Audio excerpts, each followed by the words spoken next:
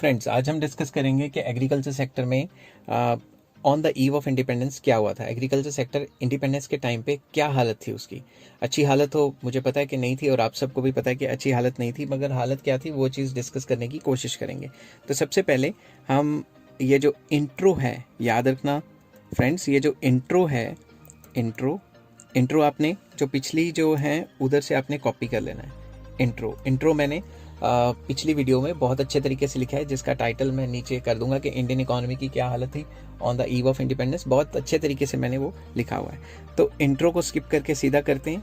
तो सबसे पहला, लो प्रोडक्शन एंड प्रोडक्टिविटी। जो एग्रीकल्चर था उसका प्रोडक्शन भी लो था और प्रोडक्टिविटी भी लो थी। प्रोडक्शन लो का मतलब ये कि it means total output produced in agriculture sector was very low. जो माल बनता था वही बहुत कम बनता था। मैंने एग्जाम्पल के लिए डाटा दिया हुआ है। 1947 में वीट की प्रोडक्शन थी 64 और 1819 में 991 लाख टन, ये इन लाख टन है। राइस की थी 220 लाख टन और अब है 1156, अब नहीं मतलब 1890 के डाटा के हिसाब से। तो प्रोडक्शन बहुत ज़्यादा कम होती थी। और दूसरी बात जो लो प्रोडक्टिविटी है उसको नेक्स्ट पेज पे डिस्कस किया हुआ है। लो प्रोडक्टिविटी मीन्स पर हेक्टेयर, पर एकड़ काम कम होता था, मतलब एवरेज प्रोडक्शन पर एकड़ वॉज वेरी लो। ठीक है। इन 1947 per acre production of wheat is 660 and now it is 3400 plus. It is very huge amount. And rice की 665 kg और अब कितनी है 2600 प्लस। तो कह सकते हैं कि भाई प्रोडक्टिविटी और एफिशिएंसी पहले बहुत ज़्यादा हमारी जो है 47 के आसपास कम हुआ करती थी। नेक्स्ट आ जाता है next point, high degree of uncertainty. Uncertainty बहुत ज़्यादा थी। ठीक है। एग्रीकल्चर जो था वल्नरेबल था, मतलब कोई पता नहीं हो ना हो, कोई पता नहीं क्या हो। ठीक है। Agriculture was highly uncertain because of the dependence on rainfall. Britishers ने कोई ऐसा सिस्टम नहीं लगाया जिससे कि permanent means of irrigation facilities को लिया जा सके। तो अनसर्टेनिटी बहुत ज़्यादा थी। अगर गुड रेनफॉल होगी, अच्छी रेनफॉल होगी तो क्रॉप अच्छी हो जाएगी, बहुत ज़्यादा रेनफॉल होगी तो बाढ़ ही आ जाएगी, फिर तो कहानी ख़त्म होगी ना। और अगर पुअर रेनफॉल है तो पुअर आउटपुट, या नो रेनफॉल है तो नो आउटपुट। तो गैम्बलिंग थी basically. No efforts were made under the British rule to develop irrigation facilities. उन्होंने इरिगेशन फैसिलिटीज़ के लिए कोई अच्छा काम नहीं किया। नेक्स्ट पेज पे चलते हैं। फिर आ जाता है dominance of subsistence farming. Basically subsistence farming होता है कि एग्रीकल्चर के जो लोग थे वो अपने लिए माल बनाते थे, घर की कंजम्पशन के लिए बनाते थे, मार्केट में सेल के लिए नहीं बनाते थे। तो Indian economy was dominated by subsistence farming. It means agriculture production was meant for the domestic consumption only, कि घर के लिए बनाना है। Therefore very little was left for the sale in the market. Market में बेचने के लिए कुछ रहता नहीं था उनके पास। Most of the agriculture production was subsistence and very little commercial farming. Commercial farming तो होती थी, बाकियों ने भी तो खानी है, बट बहुत ज़्यादा कम होती थी, बहुत लो क्वांटिटी पे होती थी। तो एक और फीचर जो मेन है वो है सब्सिस्टेंस फार्मिंग। नेक्स्ट पेज पे चलते हैं और ये है gulf between owners of the soil and tillers. तो गल्फ था, गल्फ मतलब बहुत ज़्यादा, मतलब गैप कह सकते हो इसको, खाई कह सकते हो, जो कि कभी फिल नहीं हो सकती। ठीक है। तो owners share output but they do not share cost. जिन्होंने रेंट पे ज़मीनें दी होती थी वो कहते थे भाई हमारी ज़मीन ले लो, हम कॉस्टिंग तो शेयर नहीं करेंगे, बट जो तुम माल बनाओगे उसको शेयर कर लेंगे।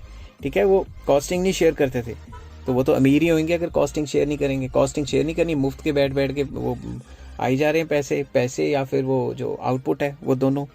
तो owners wanted to maximise their rent. Owners हमेशा अपना रेंट बढ़ाने पे लगे रहते थे। That is share of output, कि उनकी जो हिस्सेदारी है वो पहले से काफ़ी ज़्यादा बढ़ जाए। Tillers were left with small output necessary for their survival. तो जो टिलर्स थे, टिलर्स मतलब जो ज़मीन पे काम करते थे, उनके पास इतना रह जाता था कि वो सिर्फ अपना सर्वाइव ही कर पाएँ, वो कुछ सेविंग नहीं कर पाते थे, कुछ भी नहीं कर पाते थे। तो वो कंगाल के कंगाल ही रह जाते थे। तो नेक्स्ट आ जाता है fifth point, small and fragmented holding. Small holdings का मतलब है small size of land, mean small size of land, ज़मीन ही इतनी कम होती थी कि उस पर आउटपुट क्या बनाएंगे। फ्रेगमेंटेड होल्डिंग्स का मतलब है एक ज़मीन यहाँ होना, एक ज़मीन कोई 50 किलोमीटर दूर है, एक ज़मीन कहीं है, दूसरी ज़मीन कहीं। तो इंग्लिश में मैंने इसको लिखा है, it means one piece of land in one place and other piece of land at some other place. तो इससे क्या होगा कि अगर ज़मीन दूर दूर होएगी तो अब वो किसान जो है, जो फार्मर है, वो अपना जो है वो कैटल को लेके जो हल बा के वो करेगा, तो वो इतनी दूर दूर जाके थोड़े ना करेगा, तो वो आधी से ज़्यादा ज़मीन तो कल्टीवेट ही नहीं कर पाता था। Hence yield was very low. जो यील्ड थी, जो प्रोडक्शन थी वो काफ़ी लो थी और प्रोडक्टिविटी भी बहुत ज़्यादा लो थी। नेक्स्ट पेज पे चलते हैं और 6th पॉइंट डिस्कस करते हैं, लैंड रेवेन्यू सिस्टम। इसने तो एग्रीकल्चर का बेड़ा गर्क कर दिया था। ज़मींदारी सिस्टम थी और zamindars were promoted, zamindari system was promoted by Britishers. Britishers कहते हैं यार कौन एक एक इंसान के घर में जाएगा और लैंड रेवेन्यू इकट्ठा करता रहेगा, इससे अच्छा वहाँ का जो हेड पर्सन है उसको अपॉइंट कर देते हैं, वो हमें लैंड रेवेन्यू जमा कराता रहेगा और उसको लालच दे देते हैं कि तूने जितना निकलवाना निकलवा ले, हम बीच में नहीं आएंगे। तो इसी लालच के चक्कर में ज़मींदारी सिस्टम आ गया। तो सबसे पहला पॉइंट है, zamindars were recognised as a permanent owners. ज़मींदार को कह दिया गया कि तुम परमानेंट ओनर्स हो। और दूसरी तरफ zamindars were to pay a fixed amount to the government as land revenue. उनको कह दिया कि हमें तो फिक्स्ड अमाउंट चाहिए, ये हमें एज अ लैंड रेवेन्यू दे देना। Zamindars were free to extract any amount. उनको फ्री छोड़ दिया गया कि तुमने जितना खून पीना है पी लो, अगर कोई भी हमारे पास आया फार्मर तो हम उसकी सुनवाई करेंगे ही नहीं। तो इसीलिए रेवेन्यू सिस्टम जो था वो ख़राब था काफ़ी ज़्यादा। कंसिक्वेंसेस क्या हुए ज़मींदारी सिस्टम के? पहला, अनलिमिटेड एक्सप्लॉयटेशन ऑफ टिलर्स। जो किसान थे, आम इंसान जो किसान है, उसकी अनलिमिटेड एक्सप्लॉयटेशन हुई। Frequent rise in the rates, वो हर तीसरे दिन लैंड रेवेन्यू के रेट्स बढ़ा देते थे। उससे क्या हो गया? फ्रीक्वेंट एविक्शन ऑफ लैंड, मतलब लोग ज़मीन ही छोड़ के भाग जाते थे कि भाई इतना कहाँ से देंगे, इससे तो अच्छा भाग ही जाओ यहाँ से। नेक्स्ट आ जाता है, tillers were reduce to landless farmers. तो जो टिलर्स थे उनसे रेंट ही नहीं दिया जाता था क्योंकि इतनी प्रोडक्शन नहीं होती थी, तो रेंट बढ़ा बढ़ा के उनसे सारा कुछ निकलवा लेते थे और उनको at a time landless छोड़ दिया गया, उनसे ज़मीनें भी उनकी ले ली गई। Tillers became debtors.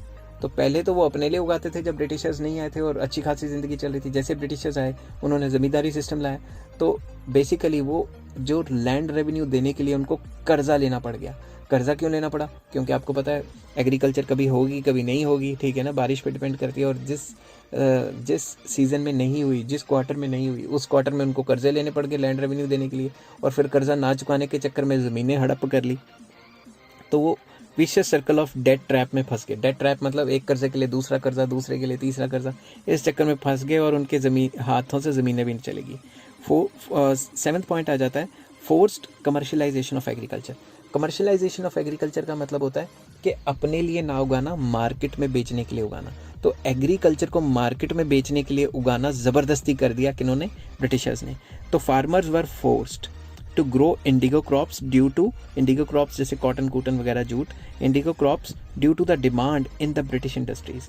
British industries में उस चीज़ की काफ़ी डिमांड थी, इसलिए इंडियन एग्रीकल्चरल जो लोग थे, एग्रीकल्चर के अंदर जो फार्मर्स थे, उनको फोर्स किया गया। देवर लेव्ड, उनको लालच दिया गया, और force to accept advance payment.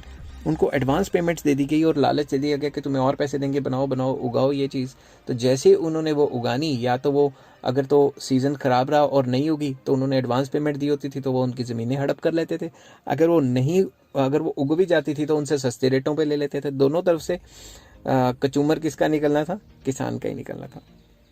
Next, earlier farmers grow grains but now they have to purchase it from the market. पुराने टाइम में क्या होता था, वो तो फूड ग्रेन्स उगाते थे, फूड ग्रेन्स उगाएंगे तो घर की ज़रूरतें तो पूरी हो जाएंगी, मगर अब ज़बरदस्ती कॉटन या जूट उगाएंगे तो कॉटन तो नहीं ना खा सकते, तो खाने की चीज़ें उनको मार्केट से लेनी पड़ेगी। तो इस चक्कर में उनको कर्जे लेने पड़ गए।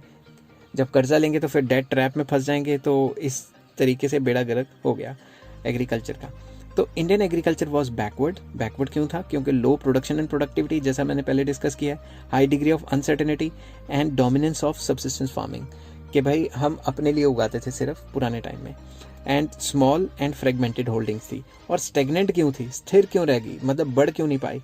क्योंकि gulf between owners and tillers of the soil, land revenue system खराब था और फोर्स्ड कमर्शलाइजेशन थी। इस चक्कर में इंडियन एग्रीकल्चर का हो गया बेड़ा गर्क। ठीक है, अभी नहीं हुआ, अभी तो अच्छा है। खैर, मैं ये बात कर रहा हूँ 1947 की, on the eve of independence. I hope आपको ये चीज़ें समझ आई होंगी। Please like, share and subscribe. Take care, have a nice day.